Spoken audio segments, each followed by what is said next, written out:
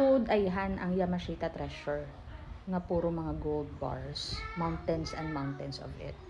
Kamo na desisyon ko tuod, pero istoryahan ko lang kamo sa mga details para sa mga wala nakabalo. So growing up, hindi na stranger sa akon ang mining because in my city, in Sagay, there's so many illegal, legal, and even secret mining activities, no? Pero of course, hindi naman I grew up with the story of Yamashita's treasure ng si General Yamashita, sang shimpo kuno sang Hapon. He plundered the entire Asia sang ilang gold, gintunaw ya ina ka gindala sa Philippines. And subo nakakita na ko libro that discusses that claims that story is indeed true. I'll tell you the story in a more detailed manner, okay? So the story ko no, or the task started with Prince Chichibu nga utod ni Emperor Hirohito that time, and ang ila kuno operation is called Kinnoyuri or Operation Golden Lily. Ano man ning operasyon? Ginsugo iya ang tanan-tanan niya nga mga tawo to plunder the entire Asia of the gold that they have.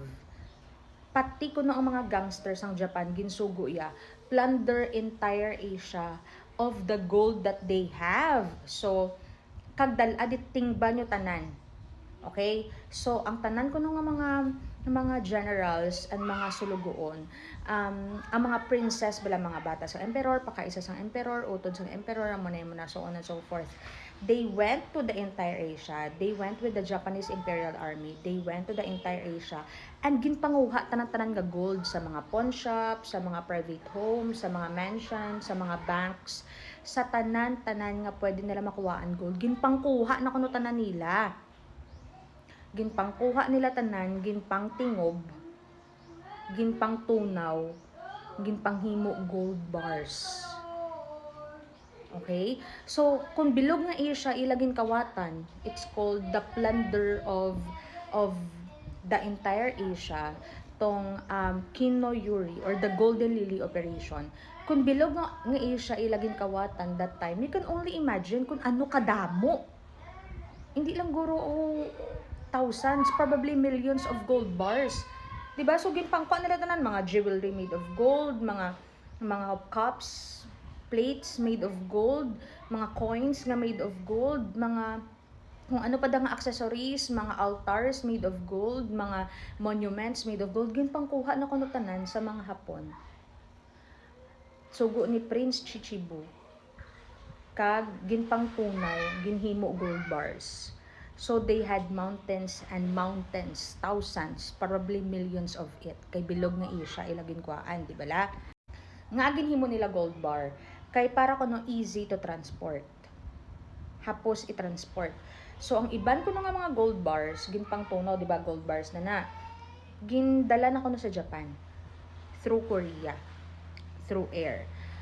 Ang iban nga nagkalabilin ginpa-travel by sea pakadto sa Philippines, Lusot to Japan.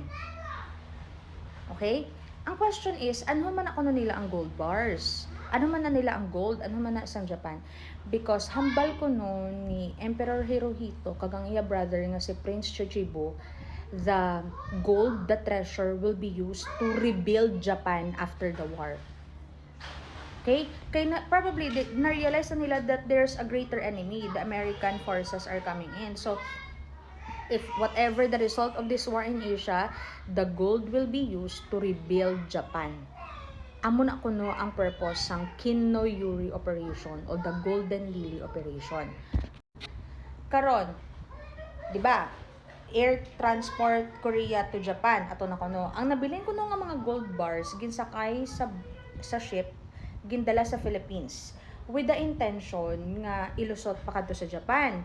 Karon kay naabtan kuno sila sang American forces. And that time, it was General Yamashita who was in charge of the entire Philippines. Kay di ba nasakop sang Hapon ang Pilipinas. Pero kay manug-ahabot na kuno ang American forces sa Philippines. So sang na-realize kuno nila nga manug-abot ng American forces, some accounts say that it was Prince Chichibu. Other accounts say that it was actually General Yamashita.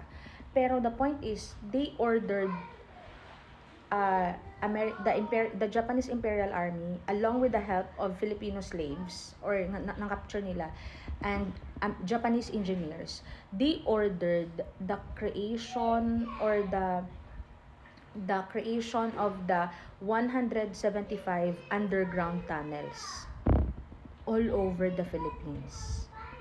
Ining 175 underground tunnels, planned by the engineers of the Japanese and then built by many Filipino prisoners. Ining 175 Japanese tunnels, ginbutang di kuno ang mga nagkalabilin nga gold bars. Nga waay pa napadala sa Japan kay manug-abot na ang American forces na alang-alang na sila na block ng ilalagyan. So dira kuno nila ginbutang ang 175 sa 175 tunnels nga ina all over the Philippines. Tapos, ini ko ng mga Japanese engineers, kag tanan-tanan nga nag-construct, mga Filipino workers nga nag-construct sang tunnels. Sang natapos na kuno ang tunnel, di ba, nag-celebrate na sila, ina nga gabi, nag-celebrate na sila. Ginpainom ni kuno sila tanan sa sulod mismo sang tunnel. They created a celebration. When they created the celebration, syempre happy-happy ang tanan, no? Everybody was drunk and they fell asleep there. Tapos, sang tulog na kuno ang tanan, nag-ikyas sila General Yamashita, ang iban nga mga princess of Japan. Iban pa nga mga importante nga tawo. Ining mga engineer kag workers, ginbury nila alive sa tunnel. Ginpalukpa nila ang entrance using dynamite. The intention is para wala may makabalo kundi inggid na yun ang tunnel. So, tanan mga Japanese engineers kag Filipino workers were buried alive in the tunnel. That's why, ang mga gapangkotkot sa buong Yamashita treasure, they don't know where it is exactly. They just have a map of it, if that map is even true. The authors Sterling and Peggy Seagrave, kung sa diin ko nakuha ini nga story sa ila libro nga Gold Warriors, they are claiming na nakita ni kuno sang Americans ang treasures nga ini. Pero wala lang sila nanugid sa public. So I'm not sure if that is true or that is false, pero if you read the book Gold Warriors, this is outlined in that particular book. That's why hasta subong grabe Japon ang kutkutanay, because so many people in the Philippines believe, Luzon, Visayas, or Mindanao man, that the Yamashita treasure, these gold bars, thousands of them, are still existing in the Philippines.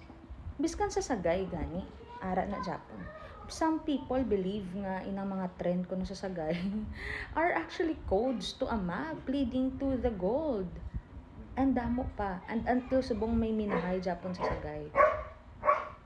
So, whether that Yamashita treasure is true or not, depende na sa inyo. But that's the story. And everything started with Operation Golden Lily or Kinoyuri sa Japan. Golden Lily. Because ginpakawatan nila kung nabilog ng Asia with the purpose of, transferring all the gold, the treasures to Japan to rebuild Japan after the war.